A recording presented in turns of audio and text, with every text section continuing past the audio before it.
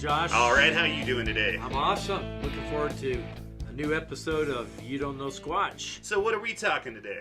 Well, we've got a great interview with a friend of mine, and his name is Jason Frank, and I'll talk a little bit more about how I met Jason when we get him on the line, but he's got some awesome stories of Bigfoot encounters, and thought he'd be a fun person to interview. So you want to go straight into that? Yeah, let's do it. Okay.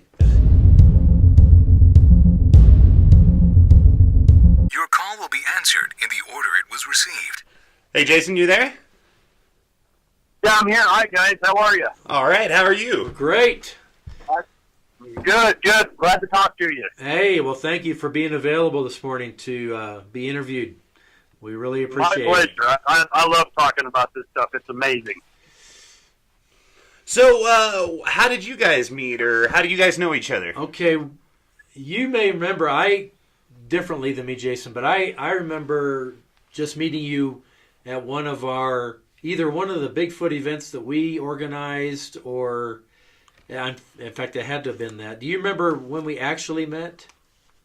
It was one of the early ones. I don't know, probably 5-6 years ago now, I guess. It's been a while. I've been longtime friends with Dennis Cole Right. since I got into all this stuff, and then he told me about you guys' Sasquatch event that you were having downtown. So we all went and brought a bunch of the guys that I like to go out Yeah, in the field that's with, right. and and we went to that awesome thing that I can't remember. I where think it was in held. Golden, It was a little- probably at the Table Mountain Inn. It might have even been before that. It was a little place not too far from Bailey. It was down the road, a little white place. Oh, I can't remember. yeah, we've held them in a number of places, but you're right, that was several years ago. And Yeah, it's been a while. Yeah. But yeah, it was through our mutual friendship with Dennis Full, and Dennis has been on our podcast before, so those who've listened He's awesome. a lot have heard of Dennis and heard some of his stories. But Oh, he's the guy, the cooler, right? The Bigfoot actually opened up his Yeti type. correct, all right. yeah, when he was camping, that was his first experience with Bigfoot. Yep. Yeah, and I met Dennis through this whole thing. I don't know. I guess it was 13, 14 years ago. Okay. That's how long I've been involved in this. Well, how did you get met going him. with the whole Bigfoot research and your interest? I don't think I've ever heard that story. Yeah, it's a crazy story. It was all accidental. I was pretty much born and raised here in western Colorado, around Montrose, Ridgeway, that area, and grew up hunting and fishing and all that stuff. And anyway, I went turkey hunting in the spring. I had moved over here in 2005 on the eastern slope in Colorado Springs, and my wife and I had just had surgery and wasn't getting around really good, but I still wanted to go spring turkey hunting. Like, I'm kind of a diehard for all that stuff, and so we loaded up the car, and I said, well, I don't know where to hunt out here. Let's see what we can dig up. So we kind of went and I pulled out a map and ended up going out down Phantom Canyon Road on the backside of Pikes Peak, and at that time, everything was snowed in, and we were having a tough time getting through the road. It had been snowed shut for a while, and we were kind of going through the snow drifts and stuff. And as we're driving along, I looked off to the side of the road, and, being an experienced hunter, you get used to, being able to track animals from a vehicle because you see them all the time, especially when the snow's knee-deep. And there was just these huge footsteps. They looked like giant human steps in the snow, and it had about a 9-foot stride, and I don't know, just the disposition of it looked really weird. So Wow. basically, I parked the car and got out and looked at them, and sure enough, that's what they were. And I've been pretty much involved in this ever since. It was terrifying and amazing at the same time. Did you get pictures back then of that track line? Yeah, I've got them. They're actually going to be in that publishing thing that I got coming out and all that stuff. And, Sure. And yeah, like I said, I didn't know what to do with them. I had watched shows on TV, like History Channel and stuff. Right. I think it was Monster Quest they had, and I'd seen all that stuff, and I thought, yeah, I kind of believed in it. There's just too many witnesses, and everybody seemed like they were telling the truth. But I was like, I never heard about them being in Colorado. I always thought it was like a Washington State thing, or Oregon, or Like something a lot like that, of in Northern people. California. Yeah, and I no one had ever told me about this in all my years being out here. And And yeah, so I was kind of just dumbfounded. So I ended up taking those photos, and back then it was really hard with a dial-up internet to send stuff back and forth. So I contacted Idaho State and got a hold of Jeff Meldrum up there, and he asked me to send a disc of the photos. So I sent him a disc, and actually we went up to Estes Park Bigfoot Days here a couple of weeks ago, and first time I ever got to meet him face to face, and he actually remembers the whole event. Yeah, he remembers the whole event as well. And I'm like, yeah, it changed my life. You know, I took those pictures off. I remember mailing them to him. I next day mailed them to him, and I thought, this guy's going to think I'm a lunatic. And but I was doing it anyway. I knew that they weren't fake, and somebody had to know something about these things. Right. And so he got me in contact with Dennis Pohl, and then me and Dennis pretty much became instant friends. And then we've been friends ever since. And then Dennis invited me to go along with them on an expedition, and stuff's been happening ever since. Well, now, this is a pretty tight community. Oh, well, you know, yeah, for sure. There's a lot of people who have very close relationships. It's also a very, how would I put it, territorial, kind of funny community. I mean, Jason and I and Dennis, we're all friends, but there's other people that wouldn't necessarily be friends with us just because we have a different viewpoint. So it's like a Jets and the Sharks thing. Yeah, Jets and Sharks. Yeah. And a lot of it, and I try to be friends with everybody. Yeah, I agree. But a lot of it comes down to your perspective on, correct me if you think I'm wrong, Jason, but on, you know, whether people think that Bigfoot is an ape versus a human hybrid. That's one of the big issues. Sure, yep. But I imagine the alien thing. And the whole alien influence and... I try to treat it as a more broader thing. I just treat it as a mystery that we all need to solve. Yeah. And if you do that, you know, I don't care what you think. You know, if you think it's an alien, or if you think it's some interdimensional thing, or if you think it's a flesh and blood thing, you know, I can't cool. tell. I haven't put a tracking. I haven't had lunch with one. I've been close enough to them, but I've never had lunch with them. You know, and people always ask me that question, and I always tell them, well, I can tell you one thing. I know they're there. That's all I can tell you. That's all I can sure. say. Yeah. You know. Yeah. So I don't know if I missed it or not, but did you say that you actually tracked the tracks back and saw something? Yeah. So I've got photographs of it. What really floored me. So I got out, and you got to remember, I was fresh out of surgery. I was very ill. I wasn't getting around very good. My wife's thinking I'm crazy because I have to walk across this frozen creek to look at these tracks. And my boots are getting soaked. I'm like, this is something special. I got to see what this is. And so I got out there and I started walking around, and I followed the tracks, and they went into the only reason I even saw them was they came out of a really thick, brushy area into a more open area that was probably 30 or 40 feet long. And you could see where it kind of just sprinted across that opening and then went back in the trees. But as I started following it in the trees, I could see how big this thing was because it was snapping off limbs 9 feet in the air. Oh, wow. You know, as it's walking through these trees, and you know, and I don't know, probably 5 or 6 feet wide. It was super wide. It was taking up a whole bunch of the trees up in the canopy, which, you know, as someone who's used to tracking stuff that's not any bigger than an elk, you know, anything over 6 feet is pretty massive when it starts breaking stuff off, you know. And so I followed them out, and then I got to where it went up the rock, and I'm like, well, that's as far as I can go. I'll go back and take pictures of the tracks because I had the camera with me. And so I go back and I start photographing the tracks. And what really amazed me was that there were actually 2 sets of tracks there, and I think they were from the same creature. But one set of tracks was heading down the creek into the desert during the snowstorm. It was a couple days older than the other ones that had gotten my attention coming back. And he came back the exact same route. Oh, wow. And, whether he was hunting elk, I don't know. There was a looked like a small elk herd of 10 or 12 elk that were running through there. Maybe he was following them. I don't know, but it really amazed me. I'm like, this is incredible. This thing has enough intelligence to go down this thing into the desert, get out of the weather, and then come back. And did it that still amazes. Did it step in its own tracks on the way back? No, the 2 sets of tracks were separated by about 10 yards. Okay. Yeah. But it was just amazing.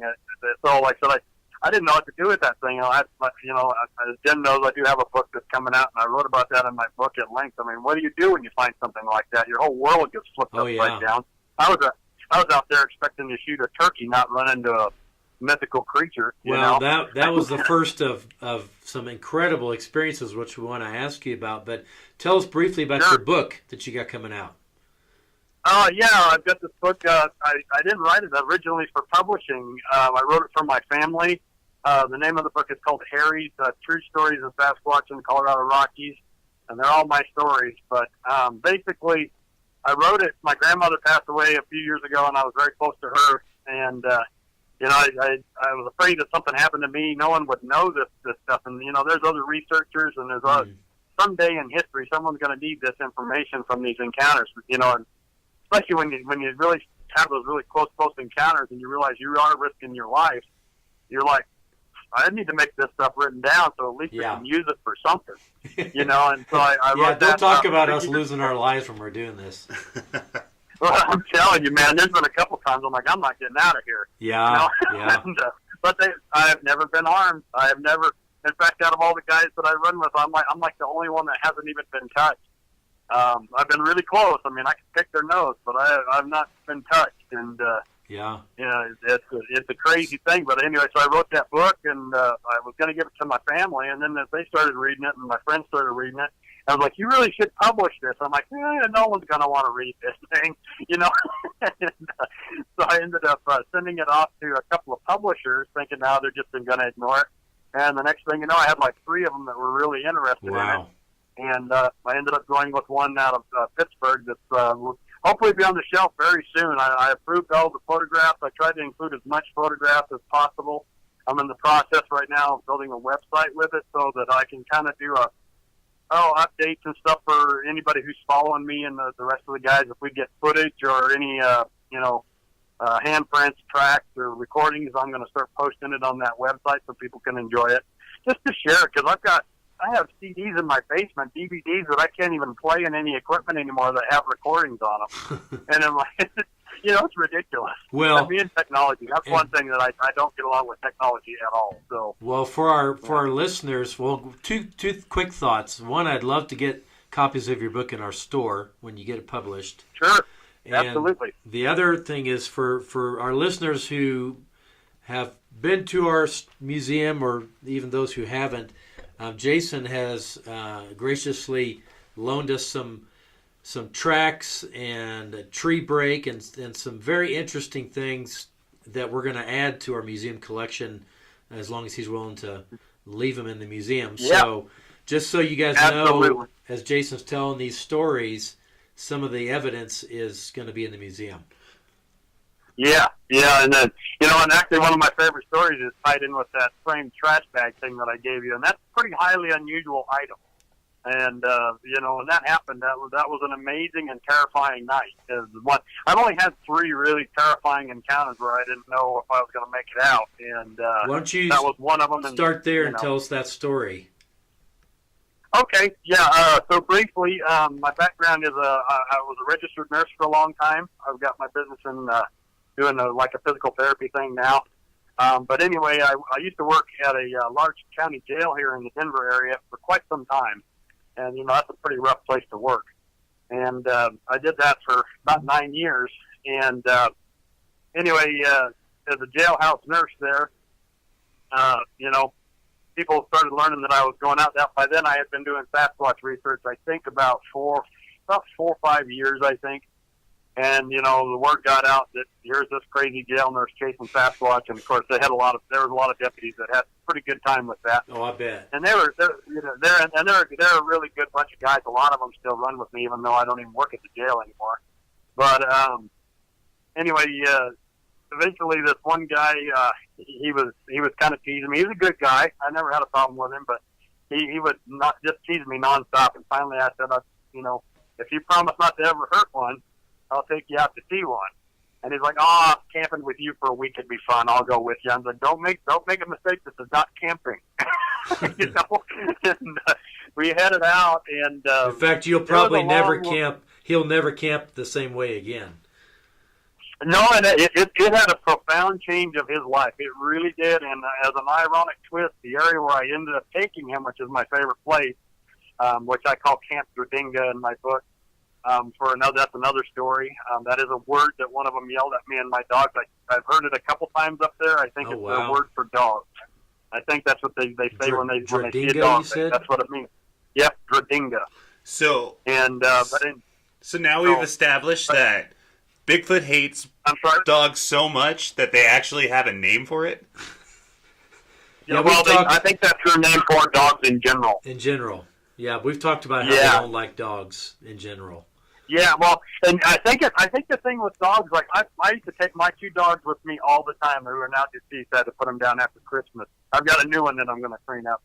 But I think if you train your dogs to be quiet and not to alert you to them so much, to be kind of subtle about it, they don't seem to mind that so much. But when when the dog is alerting and barking and chasing stuff, that's a death sentence for that dog. They're going to disappear. We've actually found a tree that was full of dog collars up there. All really? kinds of stuff. You're kidding? Yeah, we did.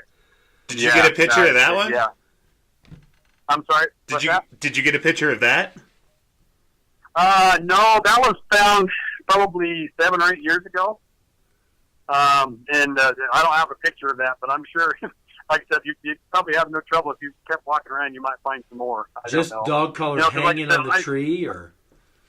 Yeah, yep, all of them. There was quite a few. I think there was like 10 or 15 of them up there. I have never heard of that before. That's crazy. That's what old German folks used to do. That's where, they'd hang dead animals and stuff on trees. That's where that part of Christmas comes from.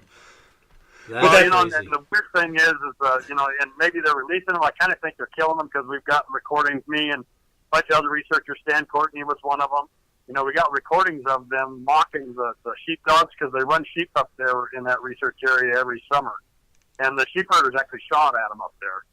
And, they've had a lot of run-ins with them. And usually if the sheep are around, you're going to run into them. But we've had many nights sitting there at Campfire, and you can hear them trying to drag the dogs away so that they can steal sheep. Oh, no. And that happens quite regularly, yeah. Jeez. And how do you know that it's actually a Sasquatch dragging the dogs away and not some other animal when you hear them in the distance?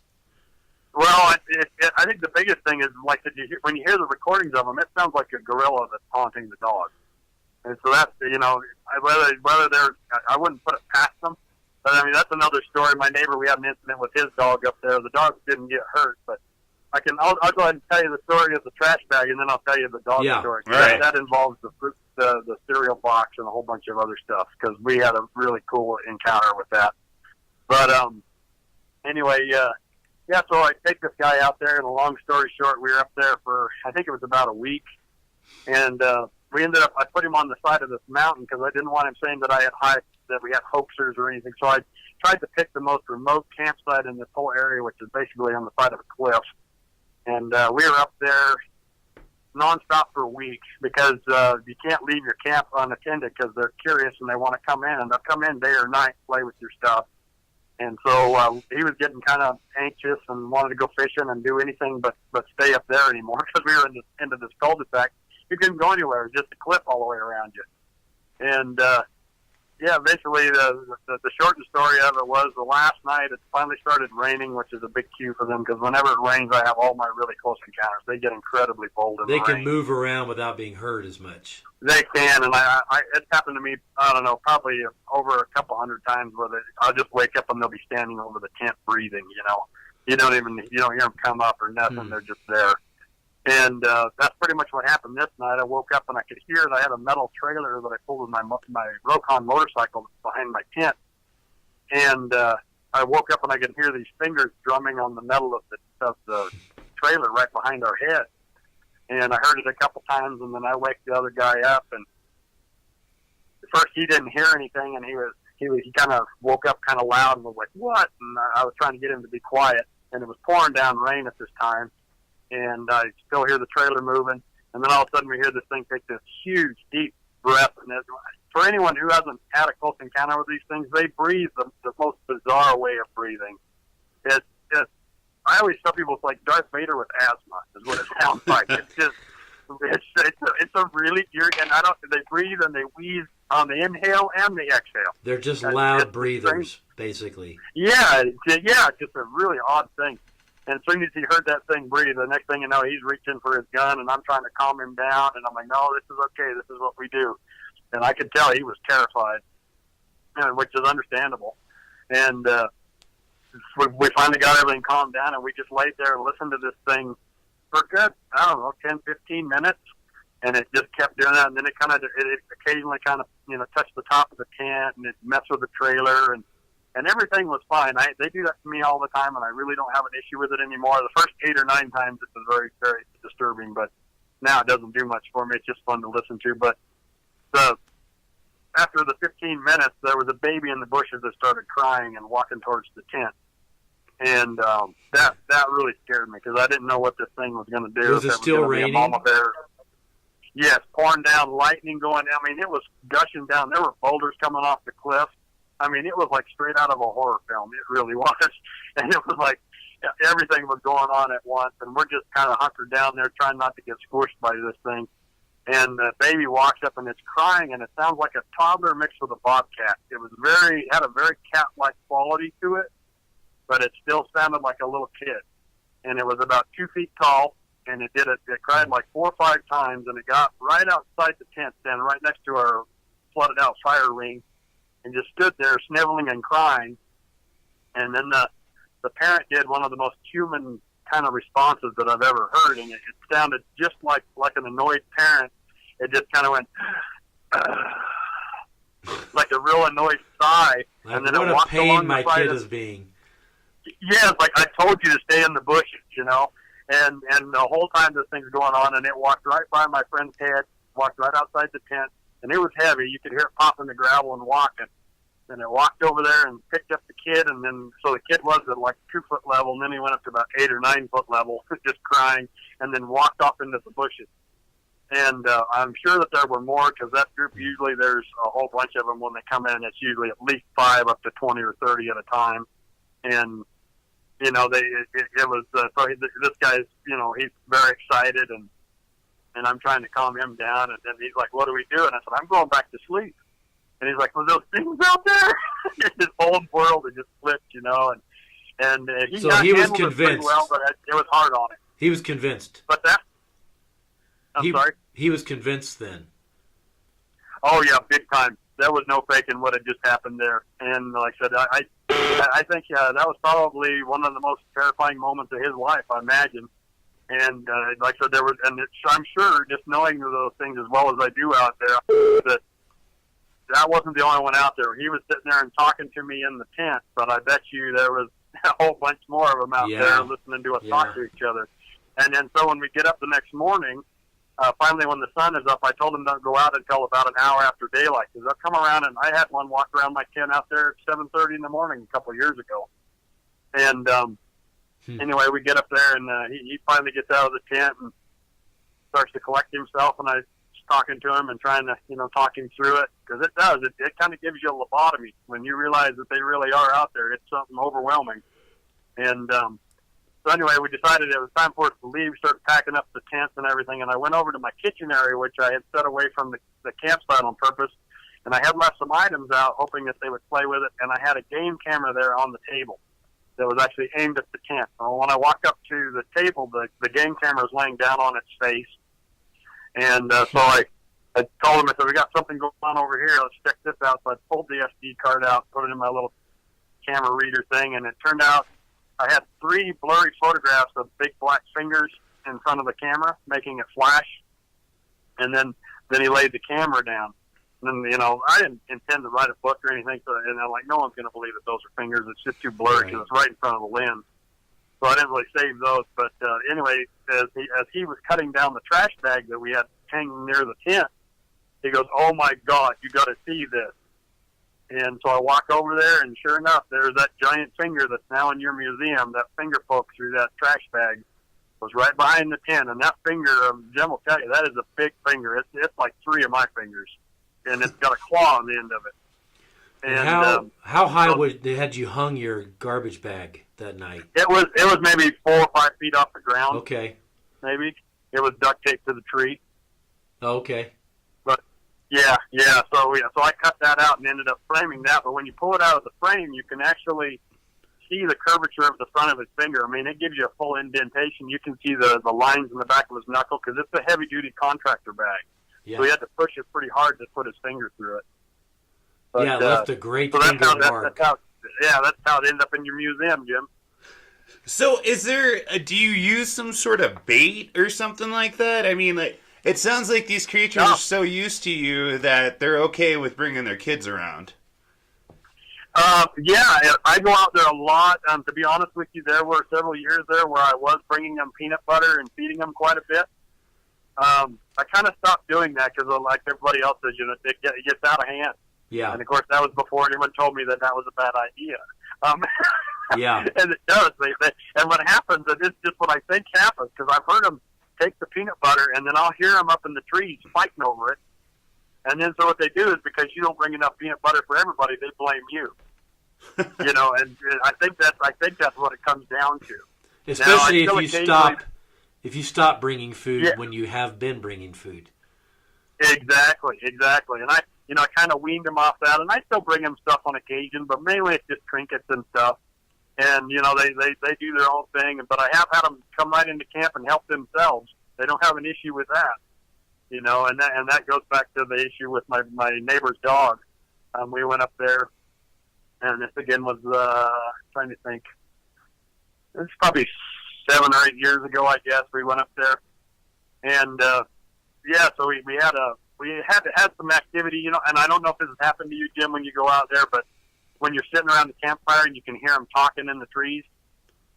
Have you ever had that happen to you? I've heard talking during the daytime when I've been out hiking. Like I was expecting campers or hikers to come around the corner, and they never did because there were no people out there. But I definitely heard talking. Yeah. Oh, this happens a lot when we go out there and you sit by the campfire. You'll hear it, and it sounds like a full-blown conversation, and the thing will go on for hours. English? It's not like it would go on for hours. It just goes on and on and on. Are they? You can tell they're saying words. Oh yeah. It sounds like words. Sometimes, more often than not, it sounds very female. But once in a while, you'll get a group of males, and you'll just hear them just blah, blah, blah, blah, blah, blah, blah, blah, blah, blah, blah, and it just goes back and forth and back and forth. And I don't know if they think that we can't hear them, or if they just don't care that we hear them. I don't know. But we had been hearing this noise, and we had about, it was me, my wife, my neighbor. We had probably about 10 people at camp that night, and my neighbor had brought his dog, and his dog wasn't used to these things like mine were. Mine were just puppies when I found that first track, so they had been around them a lot, and my old dogs never barked. They would bark at mountain lions and bears and anything else that came along, but as soon as there was a squatch, they would run right to you knew it was a squatch because they would run right to the tent door, and they just went in the tent. That was it.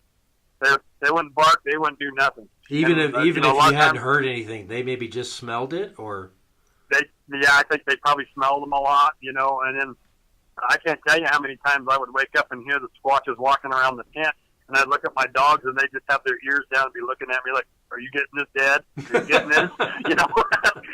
That's happened so many times. But on this particular trip, my neighbor brought his dog. And she wasn't used to it, and she kept cueing in on these things. And so and even during the day, she was cueing in on them. And so he put his dog in the tent. She chewed a hole through the side of the tent and went out after him. And he went after her, got her back, and eventually that night we ended up walking her in the Jeep. And then he was in his tent. My wife and I and my 2 dogs were in our tent, and my friend from work and her daughters were in another tent. And another buddy of mine was sleeping in his car.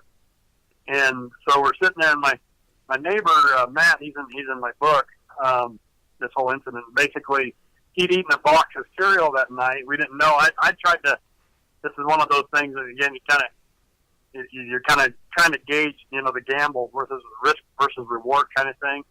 And I had made a big pan of peach cobbler in an aluminum roasting pan because I didn't want him to steal my good dishes, and we had all eaten a lot of the cobbler for dinner, and I left some of it intentionally on the ground out by the campfire, hoping that one of them would get a big hand scoop so that I could pour some plaster in it. Because a lot of times the fellas, if they think you're trapping them, if you're laying it out there, they're not going to take it. Right. If you leave it, yeah, And so I tried to just nonchalantly leave it by the fire, hoping to get a big hand scoop. But that didn't happen. My neighbor ended up having a box of cereal that night of Fruit Loops. He had a bowl of cereal, big family-sized box. He had one bowl, and we didn't know it, but he had forgotten to put the box away, and he left it on the picnic table, which was in the kitchen area about, probably 10 or 15 feet away from our tent. And anyway, it was probably about 11 or 12 o'clock at night. I hear my neighbor get up to go to the bathroom, and I get up, and I'm standing next to him. We're urinating together because you don't want to be up moving around when they're coming around at night, you know. If you got to go to the bathroom, might as well go all at the same time. And right in the middle of us going to the bathroom, we have this rock that's, I don't know, it's probably a little bit bigger than a softball. Comes rolling right underneath our urine streams. I mean, it rolled right underneath it. Like somebody was aiming to roll it under it. Yeah, I mean, like he's bowling for morons is what he was doing. But we looked at each other, and we're both pretty used to it by then, and we're like, I guess somebody wants us to go to bed. So it seems strange when you talk about it like that, but that's really what happens. It's so strange. We go back to bed, and go ahead. You have a question? Oh, I was just, this is the first time I've ever heard a story that it's actually a group of people, and there's several witnesses' accounts. Oh, man. No, we get them with large groups. We get them with small groups. It seems to me like almost the larger groups almost get them more stirred up than the small groups do. You know, if you got, 5, 10 guys, that doesn't bother them at all as long as they trust you. They're going to sit there and watch you for a while. But I think because me and all the rest of the guys, we go there so often, they know us and they know that we're not going to hurt them. So they're pretty brave. You know, they just march right. I had one that even tried to start my motorcycle up there one time. That Rokon motorcycle had a full cord on it, like a lawnmower engine, and I used it up there a lot. They had piled the squatches one night, pushed over 2 trees that crossed right where I parked my motorcycle to keep me out of parking in this one spot. And we found footprints and stuff there. But anyway, I woke up one night there. I could hear the thing pulling the cord on my motorcycle. It was luckily he didn't start it. I don't know what he would have done if it would have started. But Bigfoot on a motorcycle. You just hear the engine. He was just pulling that cord slow, and you just hear the engine go whoop whoop whoop whoop whoop whoop. And it was that's right crazy.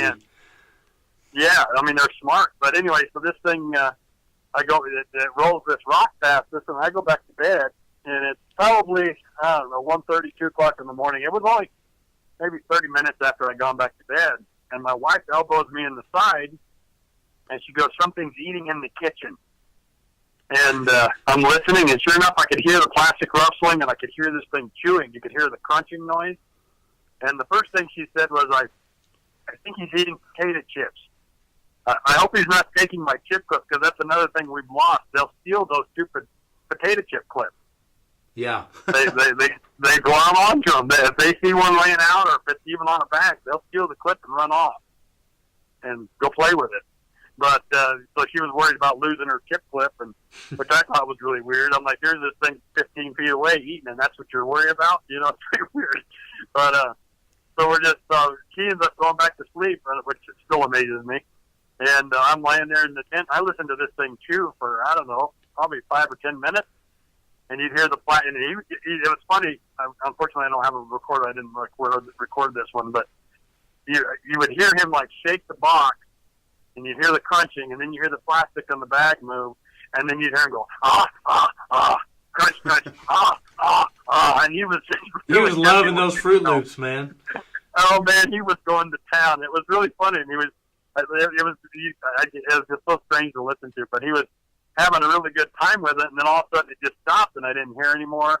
I didn't hear him walking around or anything, and I eventually dozed back to sleep. Well, this whole time, my neighbor didn't even know this was going on, and he was in the tent to my left, maybe 15, 20 feet. And he gets up at like 5 in the morning, and I hear him walk over there, and he comes over to the tent. He's like, Jay, you got to get up. You got to get up. You're not going to believe this. And I hadn't had a chance to tell him, that this thing was eating potato chips, but he was actually eating the cereal. At that time, I didn't know it.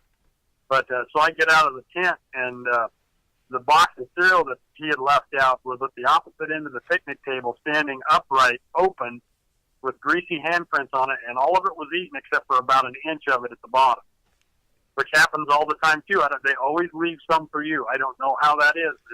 it's almost like they do it intentionally. It's like a courtesy thing. And it was mostly a full box. Yeah, and you could see where the greasy hands were. You could see where how he had opened the lid was by squeezing the box, not by folding the lid, but actually by squeezing it and popping it open. And then the real kicker was that.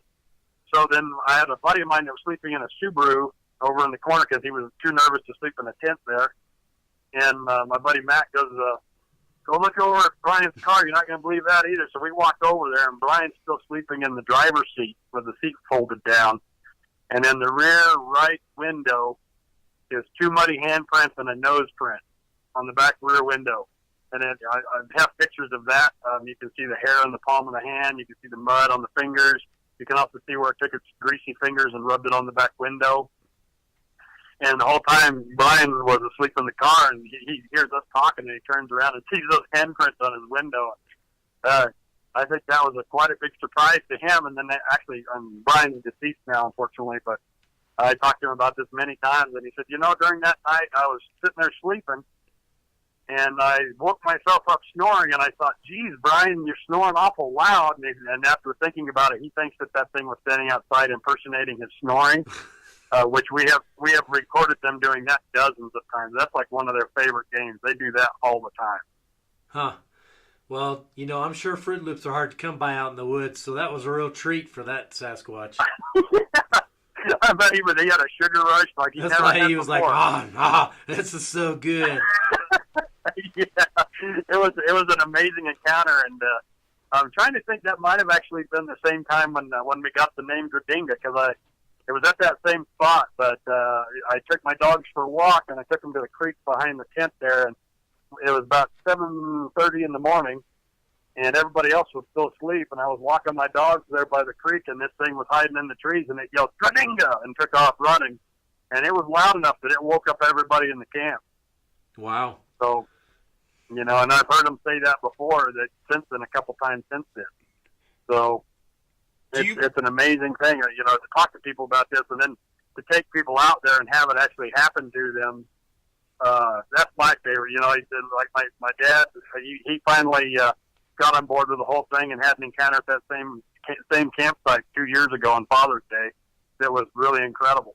And up to that point, my dad was a huge skeptic. So it's an amazing place. Do you feel like that certain group of Sasquatch accepts you as part of their pack?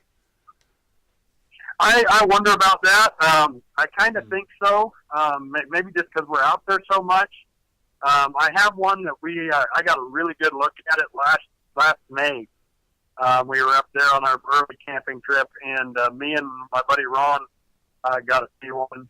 And it was like 10 in the morning. We were sitting by the campfire, and the fire wasn't even burning. We were just sitting there in our chairs visiting, and I think I've seen this one a couple of times, including 2 years ago up there with the BFRO. We went up there, and I got a hair sample from it because it played in the dish right next to my tent. It was collecting rainwater, which is another trippy story, and I got a really good look at it. Somebody turned their headlights on and backlighted him on the front door of my tent, and I could see him. It was only about 6 feet tall, and I'm wondering if it wasn't that little guy that I met, a number of years ago. I don't know. It's just conjecture, but I do tend to see the same one, and it's getting bigger. And now after last year, I can tell it apart from the other ones because this one has pointy ears. That's the only reason I saw it last year. What do you mean pointy ears? Yeah, like Spock. Yep, has the ears coming off the side, but they're pointy. Oh, that's crazy. And that's the only reason I even saw it last year. Was I was sitting there talking, and this thing happened to be hiding on the hillside right behind my buddy, and I'm looking at him, and I can see what vaguely looks like a face. It's on its stomach. It's in the shadow that's behind the stump. And, it was hidden. If it hadn't been for that, I probably wouldn't even noticed it. And I'm looking at it, and it really looked like a head. I couldn't make out any facial features. I could see the silhouette of these pointy ears and this head, and it's laying down in the shadow of this tree, like just behind this log that was laying down, and there was a bunch of brush over the top of it, and I'm looking at that thing, and my buddy goes, what are you looking at? So I swear to God, there's a face up there behind that log. and he was about 10 feet closer. And like I said, it was probably, I don't know, 50, 60 feet away maybe. And I looked at it for 10 minutes, and he turned around, and his eyes got all big, and he said, that is a face over there. And he happened to have one of them little thermal imagers in his pocket. And even if I'd have taken a picture with a camera, you wouldn't have been able to see that thing. I mean, it was so hidden, it would have just looked like a big, a squat blob, And anyway, he started pulling out the thermal imager and was going to try to take a picture with his phone because you plug it into your phone, which would have worked. Except for as soon as the thing saw him start to dig in his pocket, I saw it kind of sink down behind the log. There's a big old fallen tree, and I told him, he's behind the log, he's getting away. And he started to crawl off, and my buddy jumped up and chased it, and I could hear both of them running through the trees. And when he came back, he didn't get any pictures of it. He said he saw the back of its head, but that was about it. But like I said, I've seen that. If it is the same one, I've seen it like 4 times now. And it's just getting bigger. I don't know if it's just getting used to me. It grew up with me. I don't know. Well, you can call him Spock from now on. 'Cause that's... that's a pretty good name. I actually named it Elvis because the first time I saw it standing in front of my tent that night when it was backlit, I woke up because the headlights was about 1 a.m. shined in my tent. And the night before, we'd had it playing in the water dish outside. Me and Matt were in my tent, and we'd listen to this thing right. It was 16 inches from Matt's left foot. And you could hear it splashing in the water and making monkey noises, and it did it for 2 hours, and which was pretty amazing. But anyway, the next day when this headlights backlit it froze kind of in that stereotypical, Sasquatch walk sign, like all the signs have them. Yeah. It was in that like mid stride, but it froze, and I'm kind of waking up and I'm thinking it's a new person, there for the trip or whatever. And it looked like, to me, being asleep, I woke up, it looked like a guy standing outside with a motorcycle helmet on his head, wearing a flannel shirt with the sleeves unbuttoned. That's what it looked like. It was just so bizarre. And I'm like looking at this thing, and I'm like, why is this guy standing in front of my tent? And eventually it darted off, and I realized what it was. But it looked like, how Elvis used to have like the bell bottoms and the big jacket with a microphone, big sleeves. That's what it looked like. So that's why I named him Elvis. But I don't know. It's just never ending weirdness up there. And I'm going to go up there in a couple of weeks, and I can't wait. So I'm ready to go. That's crazy. And you can find out all this in your book? Yes. That among many other stories. Yeah. Well, when you get the book published, let us know, and we'll put a spot on for you in a future podcast. I appreciate that. Yeah, thanks. Right, it's going to be the hard copies are all going to be hardback. It's got 60 high quality photographs from my encounters. I tried to include pictures as much as I possibly could, and then like I said, once the website's up and going, I'll be putting some video and audio and stuff on there as well. And including some other things. I don't know if I showed you that, Jim. I had an encounter with a UFO at bow season a couple years ago that I got really good footage of on my phone. No, that I've will never be on seen my that. website. Oh, it's crazy. This thing was close. I ended up, I was hunting elk. I do a lot of archery hunting, and I was hunting elk over on the Grand Mesa over by Grand Junction with a bunch of my friends. And I have a really nasty back injury from my military days. And I ended up riding the 4-wheeler, and that's why I have a razor now. I have to sit in seat motorcycles and stuff. I just can't do anymore. But I really messed up and angered my back injury really bad, and I was driving myself to the hospital like 2 in the morning. I was really hurting. And drive up over this rise, and here's this weird thing hovering in front of my truck. It couldn't have been more than 200 yards away, maybe. And I filmed it with my phone before I left. And, of course, I mentioned that in the book just because I try to – the book is it is about Sasquatch, but really it's more about how this affects you as a person when you get into this and when you start realizing this stuff really does exist. It's really out there, and how it changes the way you look at things. And, I am super cautious anymore when I go out early in the morning to get in my tree stand and the night when I'm leaving because – these things are out there, and I don't really think of Sasquatch. Maybe there's an occasional mean one that might try to take you out or eat you or whatever. But if Sasquatch is real, the thing that really haunts me and goes back to Dave Paulides' books and all that stuff, what else is out there that we don't know about? and that's a scary thought when you're sitting in a tree stand by yourself for 16 days. Yeah. It's a strange thing, and so I try to really get into that and talk more about it. A lot of it's for witnesses, people that are trying to deal with these things and deal with, because a lot of people, it's really easy to just shut down, not tell anybody, and hide from the ridicule, but that doesn't serve anybody. Yeah, you got to get out there and tell people what's happened. People need to know that they're out there so they can be careful and hopefully be able to behave in the correct way so that neither the human or the squatches get hurt. Yeah. Because I do. I mean, people say you love these things. I do. I respect them and I love them. But at the same time, I am not going to let them rip me apart either. It's like a guy who has a fascination with grizzly bears or great white sharks or anything else like that. It's along the same lines every time, and you can never lose sight of that. And you also don't want to be kidnapped as a sex slave by female. So yeah, that would be rough. That would be pretty scary. I don't think I want to have to do with any of that either. But it's an amazing thing to get out there and interact with them, and when they get used to that they're not just vicious killers. If they would, then we'd have dead people all over the place. Because after all my encounters, I'm convinced these things are all over the place. Sure, I agree with you there. Yeah, and I most of the time I go out there armed because I'm not going to be an easy meal for one or for the bears of the mountain lions that I run into all the time either.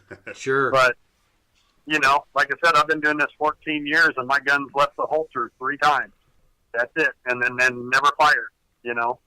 So and like I said, there were some other very, very terrifying encounters. Even they're all in my book, but and Dennis was with me on the last one, which was probably the most terrifying moment of my life. And that one was something else. I didn't know what was going to happen there. But we can't wait to get a copy of the book and promote it for you. That'll be read all about this. I appreciate it, man. I hope everybody enjoys it, and I hope it helps people. That was Sure. the main reason, for publishing is that to let people know, and the more people, and it's getting to be better. There's shows like you guys. And all the other podcasts that are out there, you're really helping people by letting them talk about this stuff. Because otherwise, they just pin it up and hide it forever and ever and ever. Right. We've been able to interview a lot of folks, so this will go down, I'm sure, as one of our more popular ones. Because you talked about a lot of things that we've never broached in our podcast. Oh yeah. So, I appreciate that. Like I said, I've had so many weird things. People talk about the orbs and stuff. That stuff really happens. I saw one. Yeah. It blew my mind. It was huge, and they're out there. I don't know what it is. Right. But it's definitely out there, and it's something that, I don't know, like I've only seen it once, but between me and all the people that are running around up there, to my knowledge, those orbs have been seen about 12 times. So, it's just weird. It's a weird thing, and that's why I can't say, I don't know if they're dimensional. I don't know. I know that when I've seen them, they're definitely physical. I mean, there's definitely something physically there. It's not like a spirit floating around or nothing. Right. It's like a giant ape that's about ready to squash you. But, the other stuff, it's a strange thing to see that. And then, like, the battery drainage issues, I don't know how to explain that. But it happens, and it happens on a humongous scale up there. We've lost 2-3 vehicles at once. I mean, that just zaps the car, everything. It just kills batteries like crazy. Like an EMP? And, yeah, it is. I've actually thought about, I'm not a ghost hunter, but, just those EMF meters. I want to carry one and see what happens when everything gets drained. It would be interesting to see if that, I've thought of getting one of those to add to my equipment as well, just to see if I get spikes in the electromagnetic environment. Yep. Well, I had a friend of mine who was new to this subject that went with me last year, and I had been telling him about the battery drainage things, and I don't know if you believe me or not, but before we even had our camp set up, his trailer, his car, and my truck all got drained before our tents were even set up. So then I'm like, I told you. I don't know how to explain this, but it happens all the time. My truck got killed 3 times last summer. That's insane. And the battery's just fine. I'm still using it. Is your Facebook? I mean, is your website live already? It's not up yet. When I get the domain and everything, we actually just started that last week. one of the people that's helping me with the publishing of the book urged me to open the website. Yeah. I really wasn't going to do it because I was like, that's a lot of expense and work and everything. I'm like, and they're like, yeah, it'd be worth it for you to do that. I'm like, oh God, here we go. Here goes me and my handicap with technology. Not a good thing. I'm working through it. Do you have a Facebook or something in the meantime? No, not yet. We're going to start that on the Twitter and everything. We're going to start all that up at the same time. Okay. Yeah, once I get that going, he's actually in the process of doing that for me right now. Okay. Yeah, so once you do get that up, make sure you reach back out to us, and we'll be sure to post the link to all that on our site too. I will do that, and then Jim's got a lot of the tracks that I loaned to the museum and stuff. I sent him a lot of the photographs from that site. Yep. Last year, we found thousands of footprints up there at this one lake. They were everywhere. So it another was amazing. reason for people to stop into a Sasquatch Outpost. Absolutely. Absolutely. I recommend that. I recommended it to somebody this morning. I tell everybody to go up there. I love your museum. I recommend it too. I recommend that people are up there. Yeah, you got to check it out. Absolutely. I'm always telling Jim I can't wait till he takes over the whole building and puts it all in there. Well, it's going to happen sooner than you think. So more on that later. You're going to have to get a really big one. You're going to have to enlarge it and take over the Walmart Woodland Park. Yeah, there you go. Well, Jason, we really, really appreciate you being on with us today. Yeah, thank you so much. Guys. It was so interesting to hear another take on it that I haven't heard before on this. Yep. Oh, yeah.